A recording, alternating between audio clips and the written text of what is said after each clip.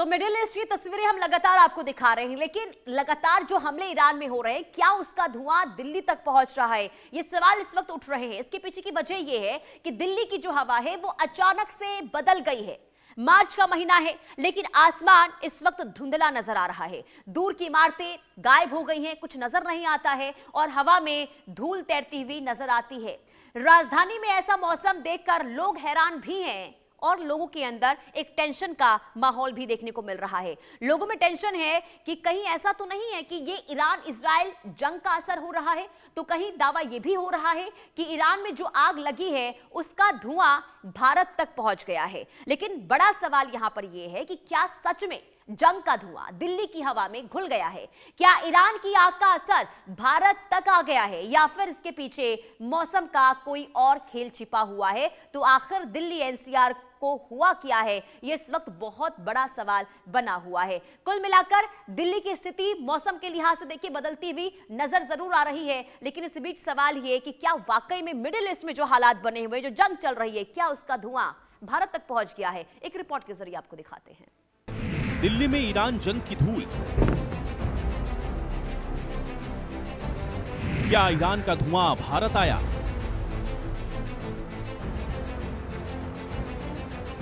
क्या बढ़ गया पॉल्यूशन? ये धूल है या कुछ और? दिल्ली एनसीआर की हवा अचानक बदल गई है। मार्च के महीने में जब आसमान साफ होना चाहिए, तब हल्की गर्मी महसूस होनी चाहिए, तब राजधानी धूल और धुंध की चादर में लिपटी नजर आ रही है। विजिबिलिटी कम है, आसमान धूसर है और हवा में धूल के कण तैरते हुए दिखाई दे रहे हैं। सोशल मीडिया पर इसे लेकर तरह तरह की अटकलें लग रही हैं। किसी का दावा यह है कि ईरान इजराइल जंग का असर है, तो कोई कह रहा है कि ईरान में लगी आग का धुआं अब दिल्ली तक पहुंच गया है। लेकिन असली सवाल यही है, क्या सच में ईरान जंग का धुआं दिल्ली तक पहुंच गया है या फिर इसके पीछे कोई और वैज्ञानिक वजह है? सोमवार की सुबह जब दिल्ली नींद से जागी तो लोगों ने एक अजीब सा नजारा देखा। आसमान धुंधला था, दूर की इमारतें धुंध में गायब सी नजर आ रही थी और मौसम बिल्कुल कोहरे जैसा लग रहा था। अब मार्च के महीने में ऐसी तस्वीर लोगों को हैरान कर रही थी। दिल्ली, नोएडा, गाजियाबाद, गुरुग्राम, हर जगह लोगों ने हवा में भारी धूल को महसूस किया। सड़कों पर चलते हुए लोगों को आंखों में जलन और गले में खराश तक महसूस होने लगी। कुछ ही देर में सोशल मीडिया पर अटकलों का बाजार गर्म हो गया। कई लोगों ने दावा किया कि ईरान इजराइल जंग के दौरान तेल डिपो और रिफाइनरियों में आग से उठे धुएं के बादल अब एशिया के कई हिस्सों तक फैल रहे हैं और अब यही धुआं दिल्ली तक पहुंच गया है। अब ये बताते हैं कि इस दौरान कहां कितनी विजिबिलिटी रही है। Prayagraj 30 metre, Fursatganj 50 metre, Meerut 100 metre, Patiala 150 metre, Hindon airbase 600 metre. मौसम विभाग ने साफ कहा कि दिल्ली और उत्तर भारत में दिख रही धुंध का ईरान से कोई संबंध नहीं है। तो फिर सवाल उठता है कि दिल्ली एनसीआर में अचानक इतनी धूल और धुंध कहां से आई? इसका जवाब मौसम वैज्ञानिकों ने दिया। 5 मार्च से 7 मार्च के बीच पश्चिम दिशा से तेज हवाएं चली। इन हवाओं की रफ्तार करीब 30 से 35 किलोमीटर प्रति घंटा थी। ये हवाएं बलूचिस्तान और पाकिस्तान से होकर राजस्थान के थार रेगिस्तान तक पहुंची और अपने साथ रेगिस्तान की धूल को उड़ाकर उत्तर भारत के आसमान तक ले आई। अब यही धूल दिल्ली एनसीआर के ऊपर एक मोटी परत बनाकर छा गई है। हवा में मौजूद ये धूल मिलकर सिलेटी रंग का धुंध बना रहे हैं, जिसकी वजह से आसमान का रंग फीका नजर आता है और विजिबिलिटी कम हो जाती है। इसी वजह से लोगों को ये मौसम प्रदूषण से बने स्मॉग जैसा महसूस हो रहा है। ये नेचुरल मिनरल डस्ट है, न कि पॉल्यूशन। अब प्रदूषण जानते हैं दिल्ली एनसीआर में कितना रहा है। Faridabad AQI 224, Ghaziabad AQI 329, greater Noida AQI 340, Gurugram AQI 307, Noida AQI 288। Delhi NCR में अचानक बढ़ी गर्मी का कारण भी इसी मौसम को बताया जा रहा है। विशेषज्ञों का कहना है कि हवा में मौजूद धूल और पॉल्यूटेंट सूरज की ऊर्जा को अलग तरीके से प्रभावित करते हैं, जिसकी वजह से कई बार तापमान तेजी से बढ़ता है। फिलहाल दिल्ली एनसीआर का तापमान 35 डिग्री के पार पहुंच चुका है, जो सामान्य से करीब 6 से 7 डिग्री ज्यादा है। अब ये भी जान लेते हैं कि क्या ईरान का धुआं भारत पहुंच सकता है। विशेषज्ञों के मुताबिक इसकी संभावना कम। ईरान और भारत में 3000 किलोमीटर की दूरी है। लंबी दूरी का असर काफी हद तक खत्म हो जाता है। ऊपरी हवाओं की दिशा भारत की तरफ नहीं है। अगर ईरान से धुआं उठता तो चीन और रूस जाएगा, यानी दिल्ली तक पहुंचना लगभग नामुमकिन है। हालांकि ईरान में हालात जरूर गंभीर हैं। ईरान के तेल डिपो में लगी आग के बाद तेहरान के आसमान में काले धुएं का घना बादल छा गया है। इस कारण यहां विजिबिलिटी काफी कम हो गई है। कुछ इलाकों में एसिड रेन जैसी स्थिति भी देखने को मिली है। लोगों ने आंखों में जलन और गले में तकलीफ की शिकायत की है। लेकिन दिल्ली एनसीआर में जो धुंध दिखाई दे रही है वो क्या है? युद्ध का असर नहीं, मौसम और रेगिस्तानी धूल है। पश्चिमी हवाएं रेगिस्तानी धूल उत्तर भारत ले आई हैं। कमजोर हवाओं से धूल दिल्ली के ऊपर जमा हो गई है। अगले 48 घंटे में मौसम का पैटर्न बदल सकता है। तेज पश्चिमी और उत्तर पश्चिमी हवाएं चलने की संभावना। ये हवाएं नेचुरल झाड़ू की तरह काम करेंगी, जिससे धूल और प्रदूषण तितर-बितर हो जाएगा। लेकिन इस घटना ने एक बार फिर से दिल्ली एनसीआर की हवा की असलियत सबको दिखा दी है, जहां थोड़ी सी धूल और कमजोर हवाएं भी पूरे शहर को धुंध और प्रदूषण में ढक देती हैं। ऐसे में सवाल यही है, क्या दिल्ली की हवा अब मौसम के हर छोटे बड़े बदलाव के साथ ऐसे ही बदलती रहेगी, या फिर इस समस्या का कोई स्थायी समाधान कभी निकलेगा? तो रिपोर्ट आपने देखी। कुल मिलाकर देखिए, तेहरान का आसमान अब खतरों से भरा है। मिसाइलों और ड्रोन हमलों के बाद अब बरस रही है तेजाब जैसी बारिश। जी हां, देखिए, काले धुएं से भरे आसमान में हर बूंद इंसानों के लिए खतरा बन गई है। बच्चों, बुजुर्गों और सांस की बीमारी से जूझ रहे लोगों के लिए ये नई चुनौती कोई आम हादसा नहीं है, बल्कि ये जंग का एक नया अदृश्य मोर्चा है।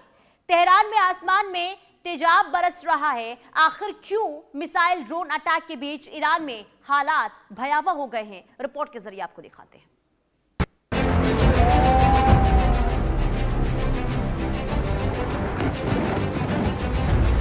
तेहरान एक ऐसा शहर जो इन दिनों सिर्फ जंग का मैदान नहीं बल्कि एक नए और खतरनाक संकट का गवाह बन गया है। मिसाइलों की गूंज के बीच, ड्रोन के हमलों की आवाज के बीच अब आसमान से बरस रही है तेजाब जैसी बारिश।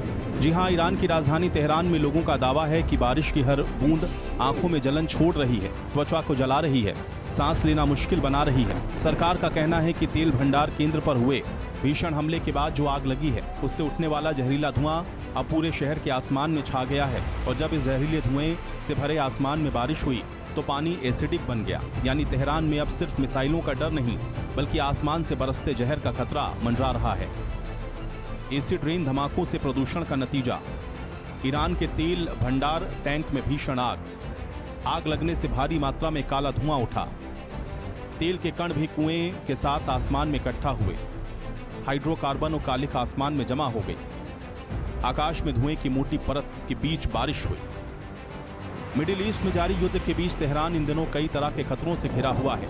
एक तरफ मिसाइल और ड्रोन के हमले, दूसरी तरफ तेल भंडारण केंद्र में लगी भीषण आग, और अब इसी आग से उठता धुआं पूरे शहर के आसमान को जहरीला बना रहा है।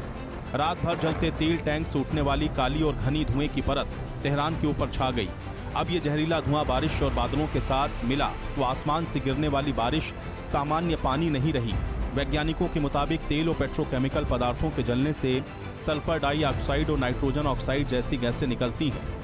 जब ये गैस बारिश की बूंदों के साथ मिलती हैं तो सल्फ्यूरिक और नाइट्रिक एसिड बनता है। यही प्रक्रिया सामान्य बारिश को एसिडिक रेन में बदल देती है। तेहरान के आसमान में काले धुएं की मोटी चादर फैल गई है। बारिश के बाद सड़कों पर जमा पानी भी सामान्य नहीं दिख रहा। लोगों का कहना है कि बारिश के संपर्क में आते ही आंखों में तेज जलन होने लगती है। कुछ लोगों ने त्वचा पर खुजली और सांस लेने में परेशानी की भी शिकायत की है। सरकारी अधिकारियों के मुताबिक ये स्थिति नागरिकों के लिए गंभीर स्वास्थ्य का खतरा बन सकती है। डॉक्टर के अनुसार एसिडिक बारिश से आंखों में तेज जलन, त्वचा में खुजली या जलन, सांस लेने में तकलीफ, गले और फेफड़े के संक्रमण जैसी समस्याएं हो सकती हैं। सबसे ज्यादा खतरा बच्चों, बुजुर्गों और पहले से सांस की बीमारी से जूझ रहे लोगों को है। फैक्ट्री तेल जलने से हवा में SO2, NOx निकलती है। गैसें आसमान में जाकर बादलों के पानी से मिलती हैं। गैस पानी के रिएक्शन से सल्फ्यूरिक और नाइट्रिक एसिड बनते हैं। जब बादल बारिश करते हैं तो एसिड रेन की तरह गिरता है। तेहरान में पैदा हुआ यह संकट सिर्फ पर्यावरणीय नहीं बल्कि युद्ध के भी एक खतरनाक परिणाम है। हाल ही के दिनों में ईरान में कई तेल फैक्ट्री और सैन्य ठिकानों पर हमले हुए हैं।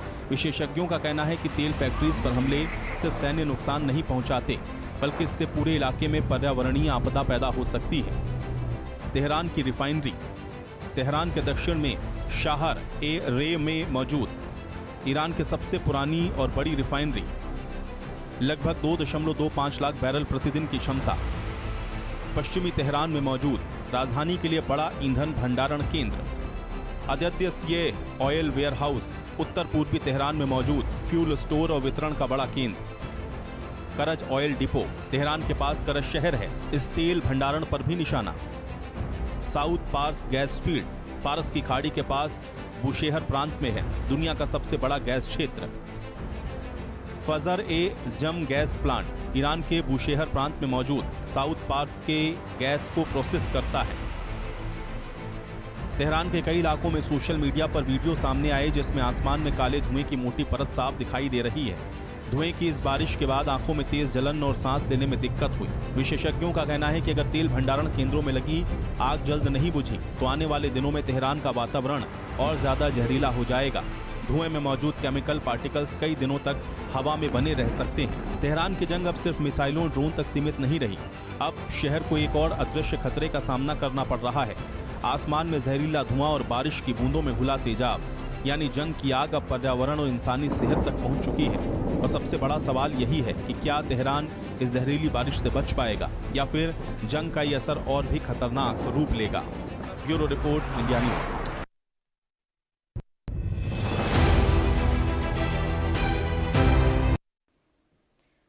और आगे बढ़ते हैं। जंग